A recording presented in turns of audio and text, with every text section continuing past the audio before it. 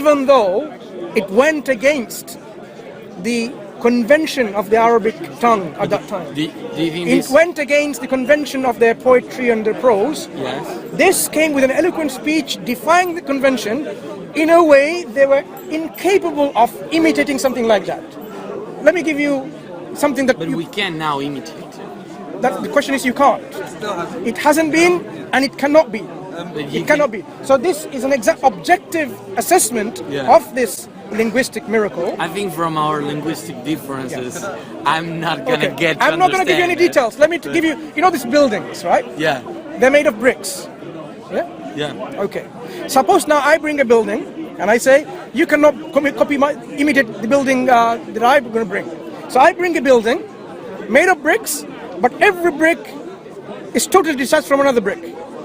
So you can act detached. Oh, so the bricks are there placed, one over the other, but there is not touching each other.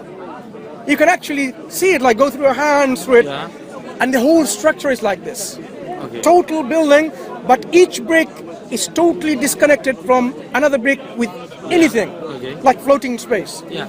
Would you be able to imitate this building with your current technology? Hardly. You cannot.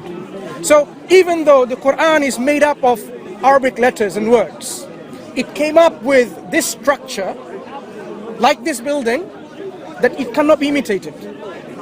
So at least if you can understand the building structure, this is what the Quran comes.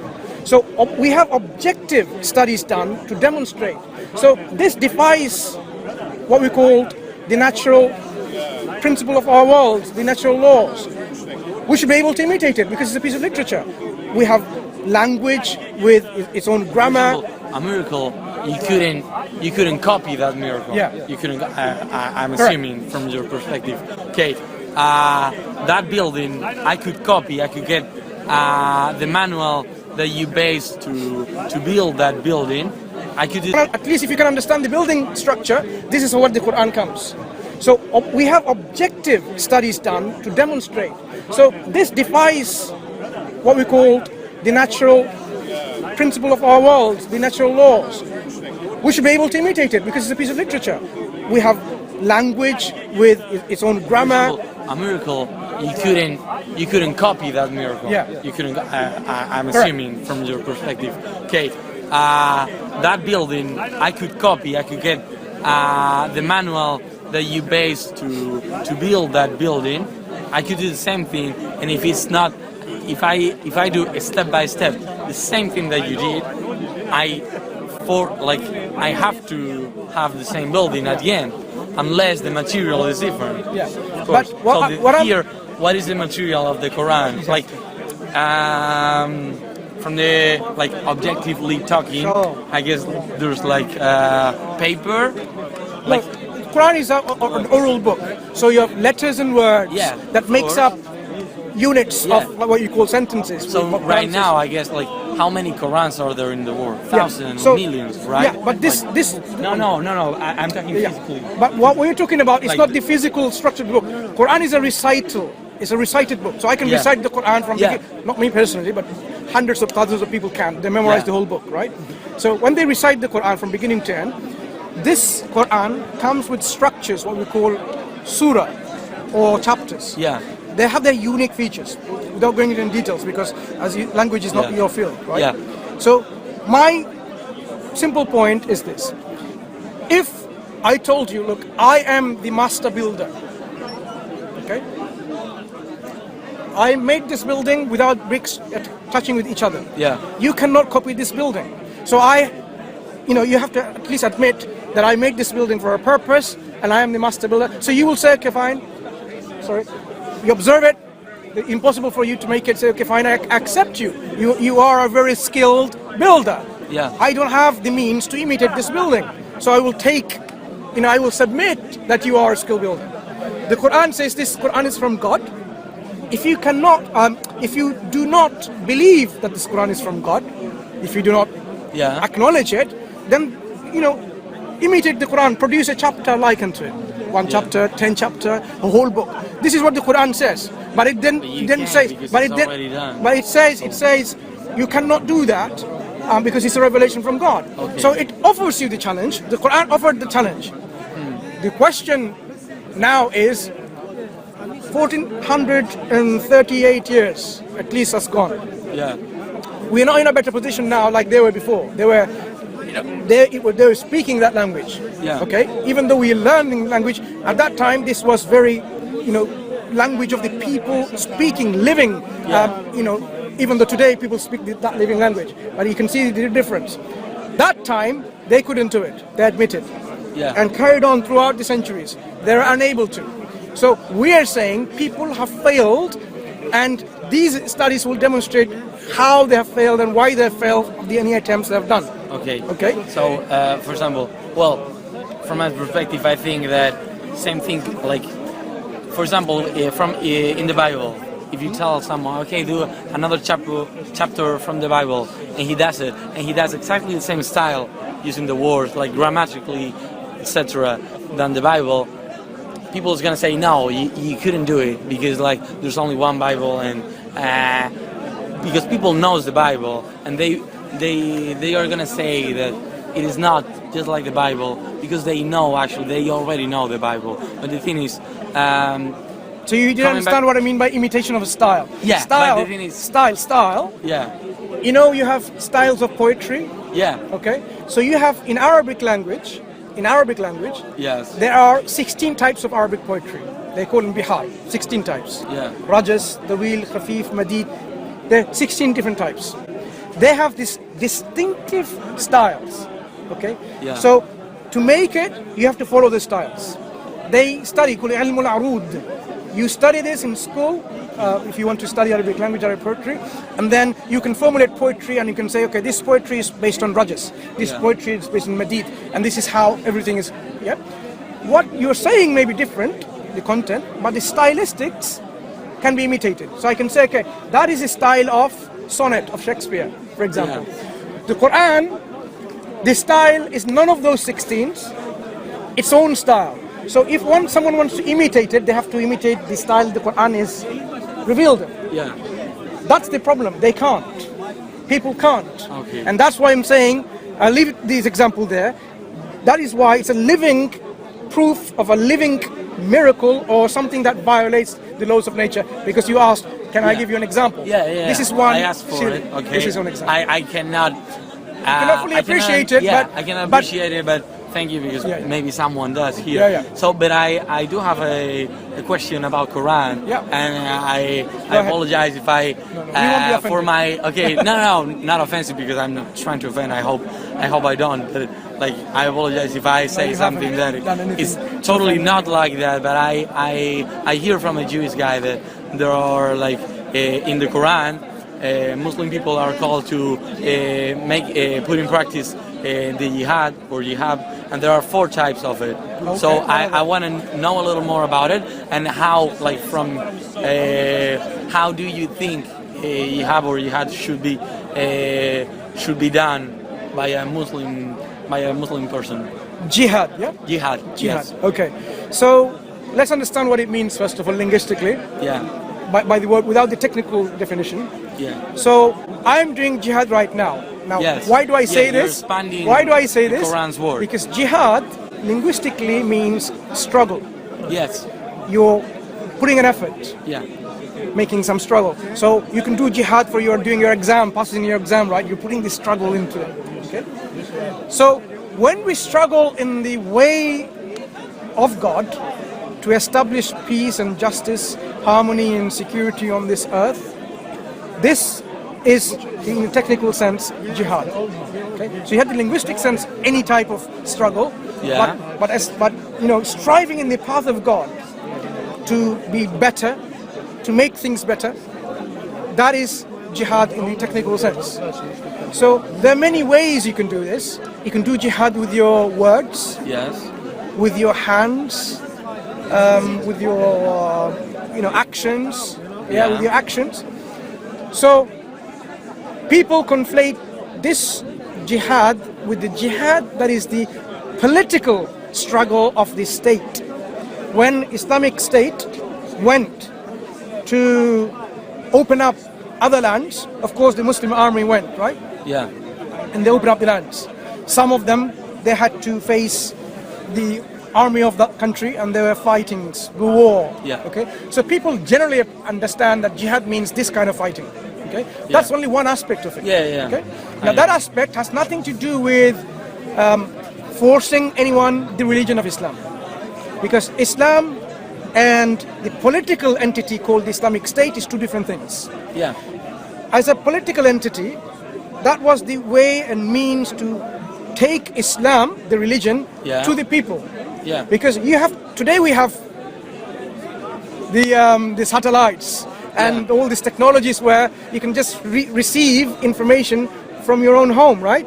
Yeah. Because it is spread globally with these technologies.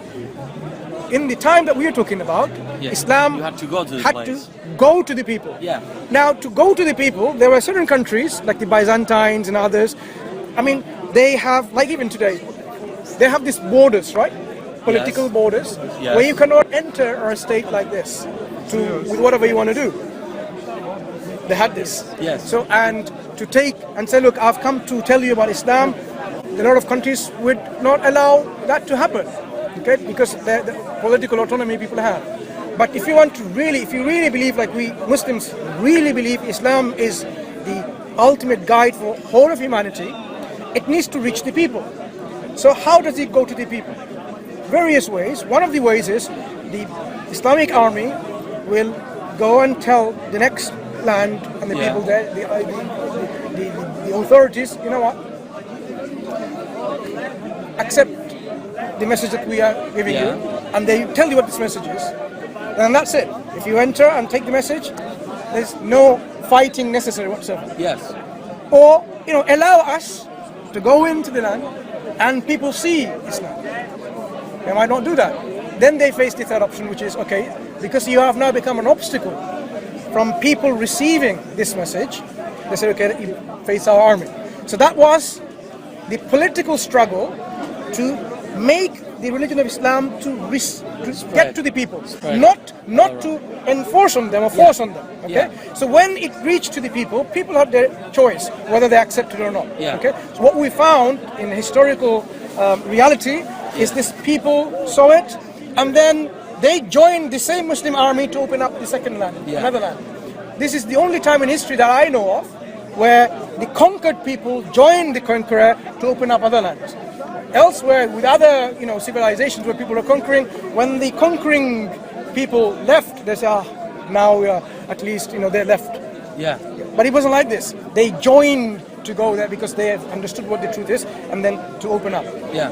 Certain countries didn't receive any Islamic Muslim armies, political influence whatsoever, like Indonesia or Malaysia, for sure Indonesia. It was Muslim traders. Yeah. Muslim, right? Indonesia, they did trade, and people saw their behavior. You are very good in your transaction, very honest. You people of integrity. You don't give any less in measure.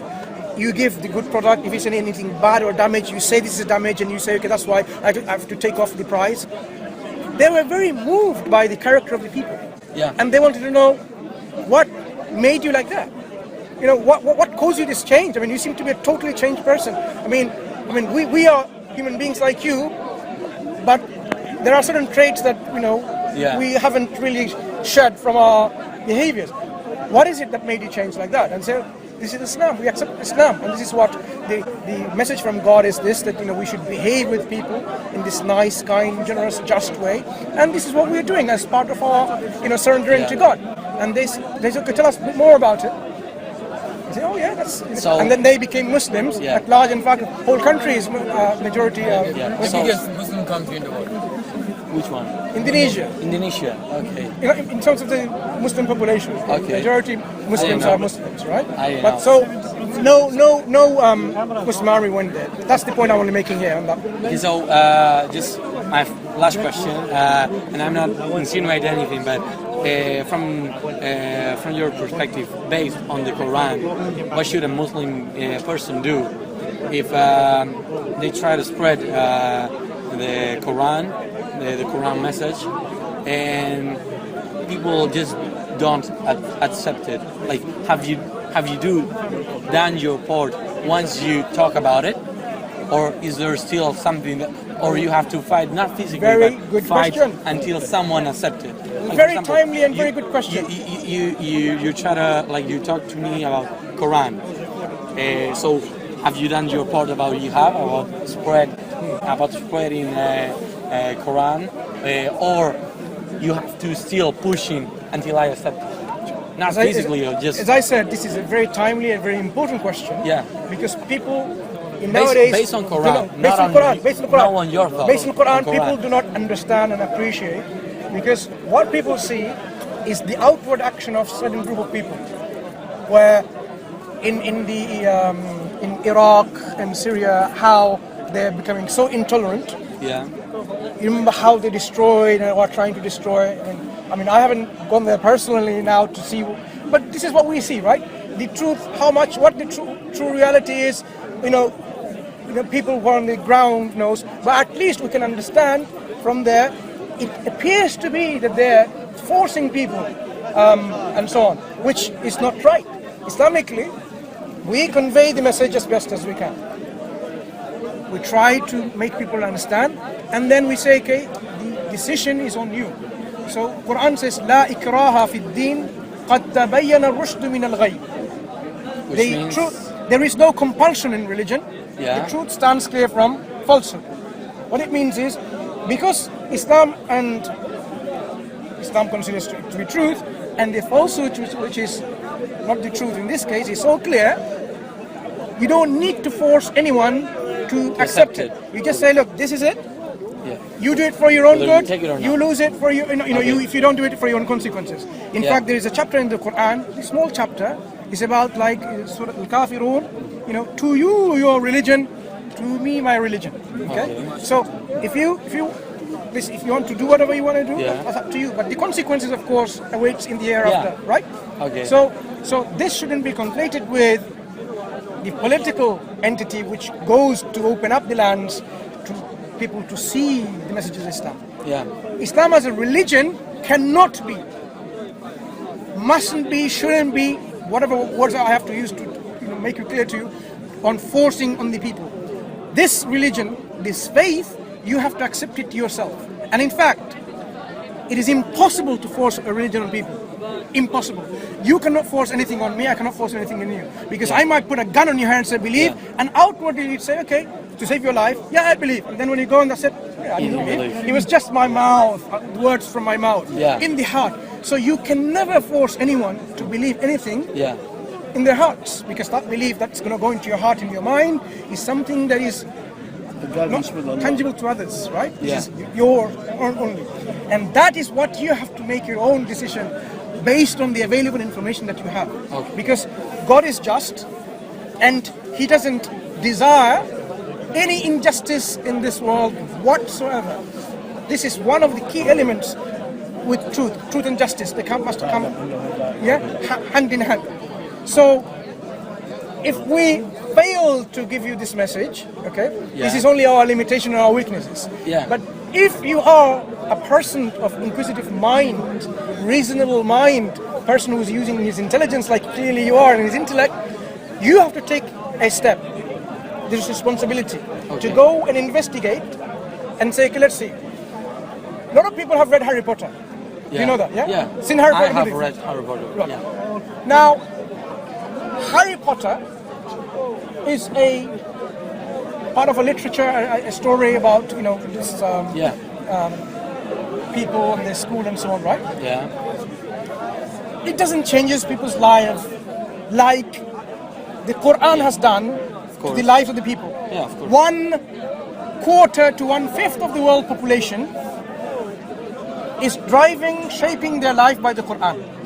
Imagine, 1/4 to 1/5 of the world population, their life is modeled, shaped by this Quran. And yet some of us do not even know what this Quran is saying. The Quran really deserves our attention. Okay, so I have a question about Quran as well. Go ahead. For example, me myself, I do think I've been raised, as I said, as a Christian, and I still think, because I've read different parts of the Bible, that there are some incongruences on the Bible, like some messages that doesn't agree with other messages from the Bible itself. So I wanted to ask you if you think that the Quran is all the same message, or there are some messages that doesn't fit with other messages from it. And for example, one thing I just don't agree with the Bible or whatever is that you have to recognize and acknowledge God for go to heaven. From my perspective, the most important thing being here in the world is how you treat other people and the impact that you have in the people around you.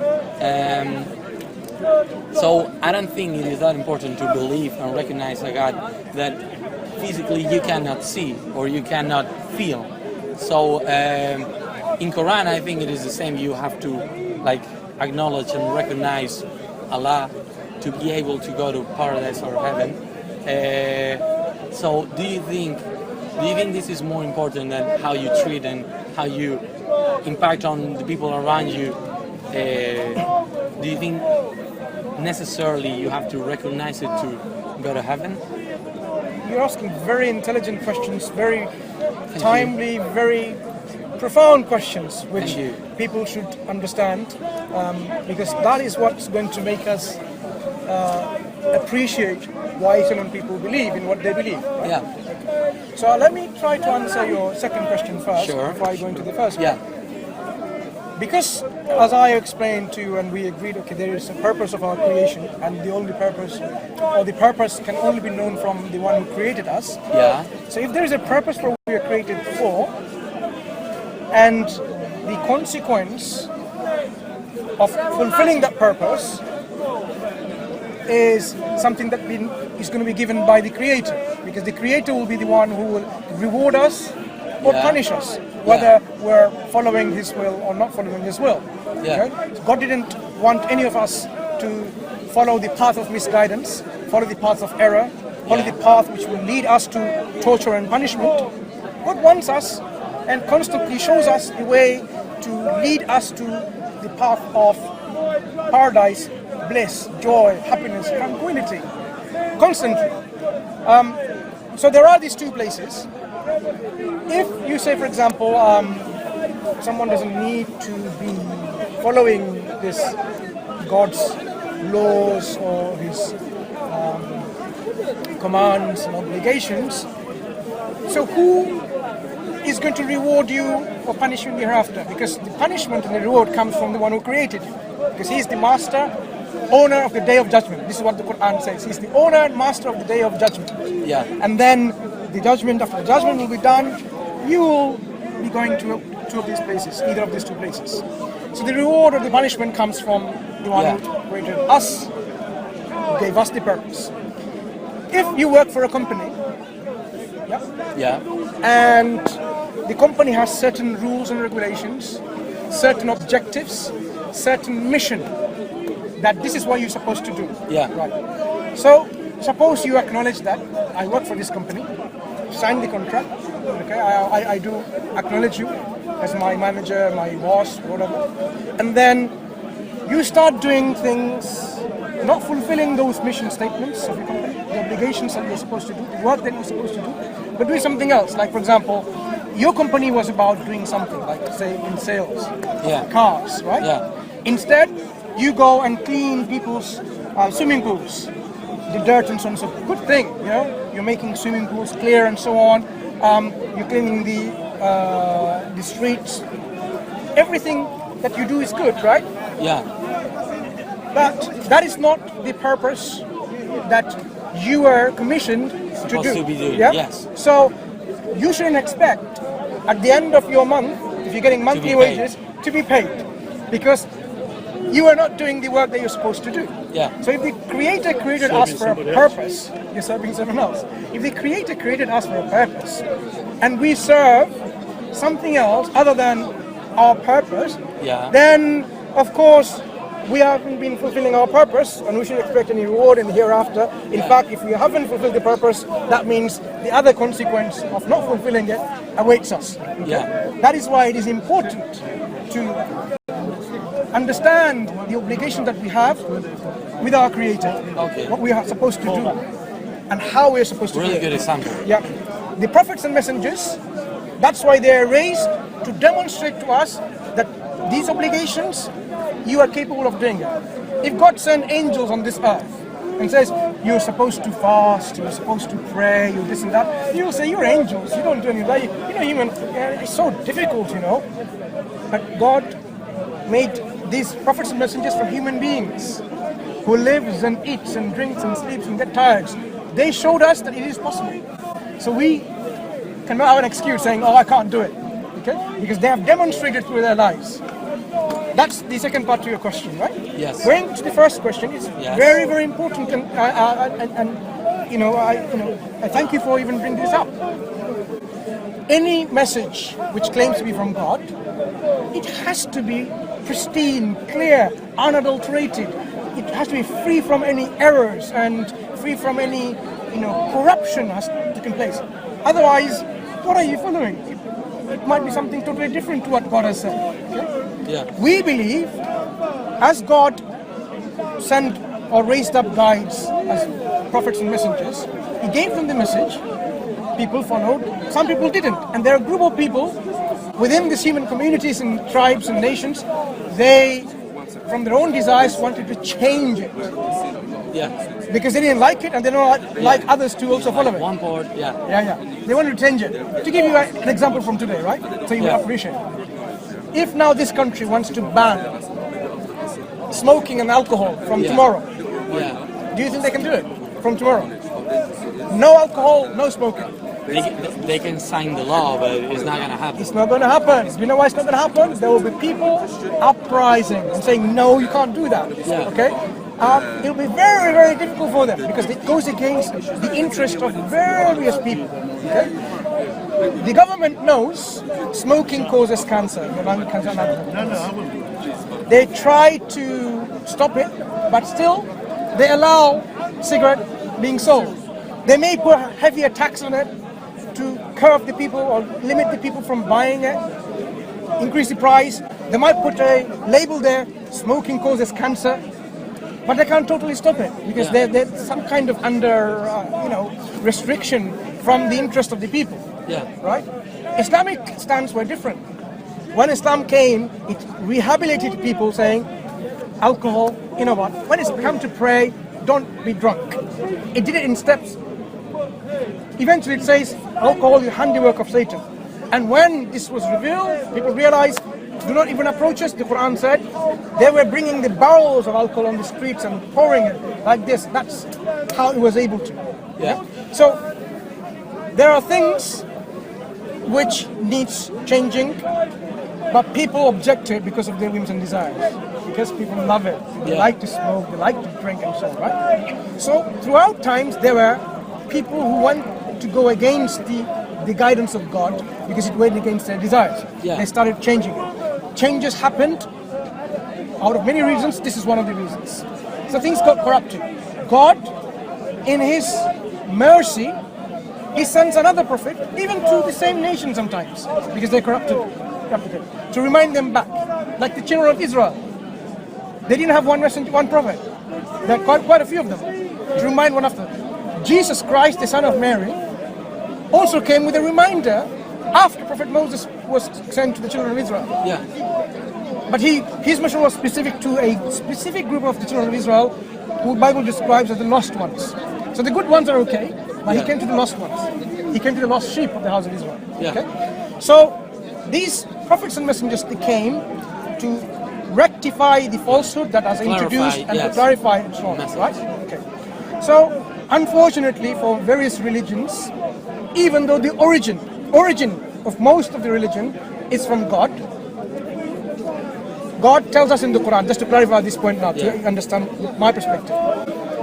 God does not punish a nation unless He sends a messenger, telling them, warning them what awaits them. Because otherwise it would be unjust. God punishing people saying, oh, you did that, and people say, I didn't know that. So God sends a warner. And God tells us, first point, right? Second point, God tells us He sent warners to all nations.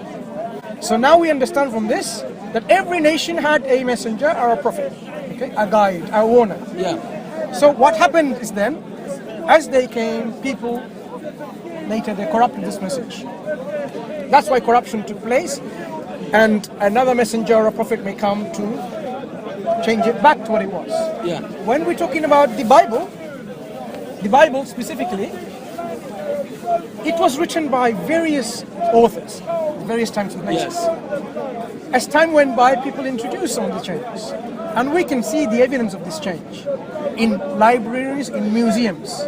When they have these manuscripts dating thousands of years, the earliest manuscript of the Bible is the Old Testament, Dead Sea Scrolls, the Book of Isaiah and others, right? It's about 2,000 years. And you can compare and see so many changes that have happened. Now, I have a translation of the Dead Sea Scrolls, Yeah. and the three people that worked on the Dead Sea Scrolls are the one they translated it.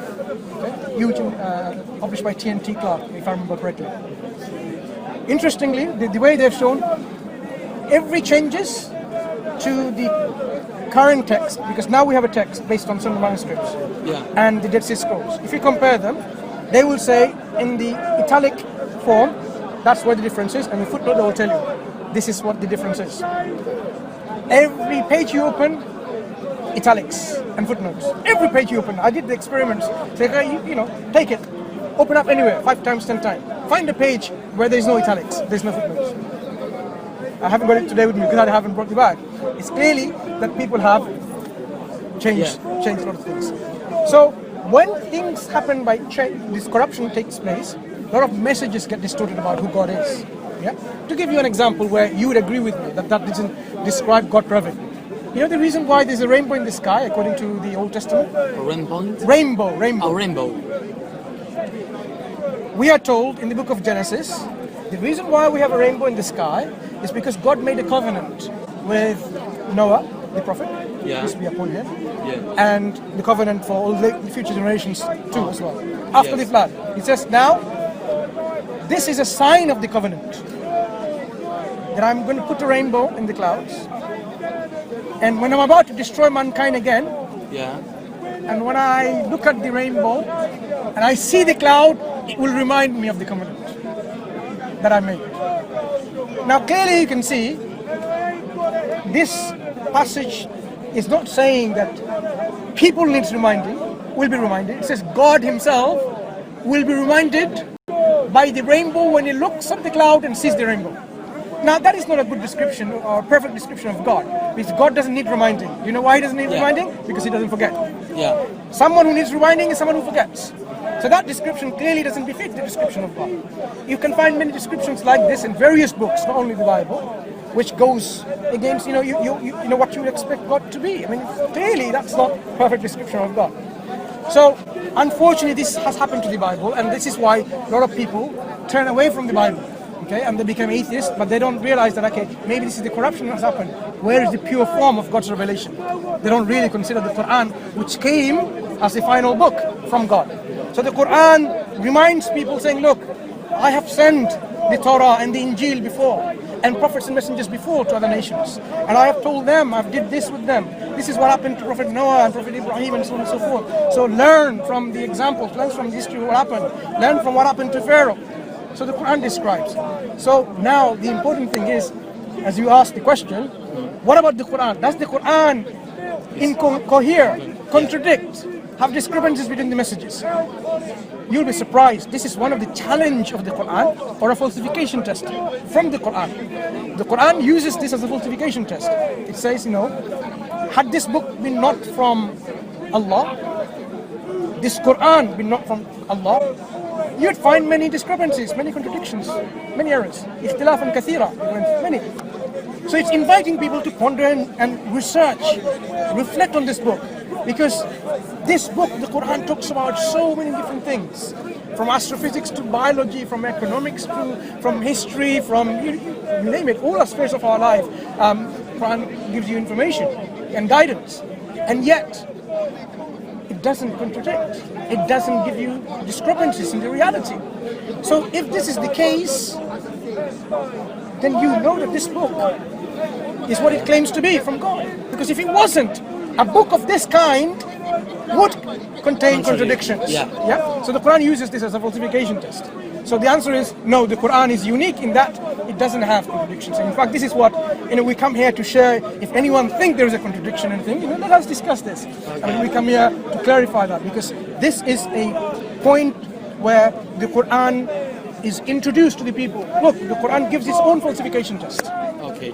One is imitation, the other one is this. There's various others, but this is something that you can have. I hope this is a good introduction for you to read the Quran. Okay, yeah, and reflect. I might. Yeah, reflect on it. My sister has read it. Yeah. I'm curious about it. I always thought about reading, and I hope that day will come. But thank you for sharing your wisdom and for teaching me things I didn't know, and congrats for practicing the jihad today. It's been very nice. It's been a pleasure. It's been a pleasure talking to you. And you're so inspiring. Very pleasure talking to you. Not just from the spiritual perspective, but as a person, you're very inspiring. We just hope, there's a copy, the brother's offering you. Oh, okay. There you go, English translation. Okay. £10. Okay. No, thank you very much. My brother here. Thank you very much. Yeah. So there are various ways you can read the Quran. Yes. Beginning, finished at the end, or you can study thematically. Yeah. What does the Quran talk about God? The concept of God, for example. What does the Quran talk about human beings? Yeah. About heaven and hell. You can choose the way you like. Yeah. And then look at this. If you study the concept of God, you'll say, yeah, I agree with that. Yeah. I appreciate this is what God should be and God is. So this is what we are saying. The Quran describes God perfectly. Yeah. Describes reality as it is, and it invites people to be good and to be just, so that you strive better in this life, and by fulfilling the purpose in the hereafter awaits you the eternal bliss, joy, and happiness. Okay. What's your name? Wish you the best. Javi. Nice Javi talking to you. from Take care. Spain. My name is Mansoor. Mansoor. Mansoor. Where are you from? I'm from Bangladesh. Bangladesh. Okay. Okay, we're from all over the places. Yeah. If you look everyone's. see. Yeah. Okay. Islam is not limited to Arabia, I know, right? I know. Okay, I hope I'll take see care. you guys around. Yeah, sure. Maybe next Sunday. Sure. You take It's been care. a pleasure. You too. Have a good day.